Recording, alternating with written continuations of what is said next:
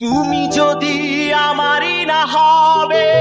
আদারে চিত্রনায়িকা অপবিশ্বাস এই গান শেষ করতে না করতেই ওই দেখা যায় তালগাছের পুরোটা ভরে দিল ব্রাজিলের আগে হেক্সা মিশন কমপ্লিট করা আর এক সাদা নায়িকা পরিমণি। বিএনপির 47তম প্রতিষ্ঠা বার্ষিকী উপলক্ষে কুষ্টিয়ার কোকসায় এক সমাবেশে বক্তব্য দেন অপবিশ্বাস। আর এটা দেখে হেক্সা মিশন কমপ্লিটকারী পরিমণি বলেন, শাকিব খান কর্তৃক ছাকা গ্রহণের পর থেকে তিনি ছিলেন 6 মাস হিন্দু 6 মাস মুসলমান, আর বর্তমানে তিনি 6 মাস আওয়ামী লীগ 6 মাস বিএনপি। পোল্টিবাজ সুবিধাবাদী কাকে বলে দিদি কিন্তু দেখিয়ে দিলেন। বাপরে বাপ, কি জিনিস এটা! অপমান করারও তো একটা লিমিট আছে, তাই বলে এভাবে দাঁড়িয়ে মুখের উপর মূত্র বিসর্জন করে দিবে? না না, এটা কোনোভাবে গ্রহণ করা যায় না। আমি এর তীব্র সাধুবাদ ও ধন্যবাদ জানাই। পরিমণি এই যাবৎকাল কোনো ভালো কাজ করে থাকলে তার মধ্যে এটা। মানুষ যে কি পরিমাণে পোল্টিবাজ হতে পারে এটা অপবিশ্বাসকে না দেখলে মানুষ বুঝতে পারবে না। দালালদের মহারানী যখন ক্ষমতায় ছিল তখন অপবিশ্বাস যে কি পরিমাণে তার পা চেটেছে এটা ভাষায় প্রকাশ করার মতো না। এখন অনেকেই বলতে পারেন শুধু কি পায়ে চেটেছে, অন্য কিছুকে চাটে নাই?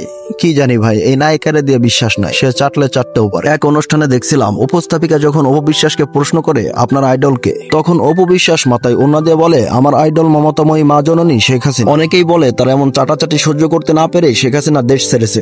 ওয়ার্ড শুনিয়ে এই বিশিষ্ট চিত্রনায়িকা 100 টাকা পারিশ্রমিকে শেখ হাসিনা চরিত্রে অভিনয় করার জন্য রাজিও হয়ে যায়। এরপর তিনি যখন জানতে পারেন শেখ হাসিনা দেশ ছেড়েছে তখন শেখ হাসিনাকে বোঝানোর জন্য তিনি অনেক রিকোয়েস্ট করতে থাকেন, এই বলে যে তুমি যাইও না গো মা জননী আমায় ছাড়িয়া, আমি বাংলাদেশে মইরা যাব তালগাছের গুতা খাইয়া। অতপর কোনো পথ না পেয়ে খাড়ার উপর পোল্টি মেরে সিনেমা থেকে সরে দাঁড়ান চিত্রনায়িকা। এরপর যখন বিএনপির সমাবেশে অংশগ্রহণ করার কারণে পাবলিক তাকে আক্কেলাবা তেল মোবাইল ছাড়াই গিরা গুনে গুনে দিতেছিল, তখন অপবিশ্বাস বলতে শুরু করেন শিল্পীদের কোনো দল নেই, তারা সর্বজনীন। তার এই কথার পর আমরা আরেকটা কথা বলতে পারি, চোরের আবার ধর্মকর্ম। শিল্পীদের নাকি কোনো দল নেই, অথচ একটা সময় এই অপবিশ্বাসী নিজের মুখে বলেছেন আমি নৌকাকে সাপোর্ট করি, আওয়ামী লীগকে সাপোর্ট করি, আর মমতাময়ী মা শেখ হাসিনাকে প্রচুর পরিমাণে ফলো করি। চিন্তা করছেন ভাই অবস্থাটা? মানুষ কিন্তু এক মুখে দুই ধরনের কথা বলতে পারে না। যারা বলে তাদের এদিক ওদিক উঁচা করে দেখবেন তাদের অন্য কোথাও থেকে আওয়াজ বের হইতেছে, যার কারণে পাবলিক মনে করে এক মুখে দুই ধরনের কথা।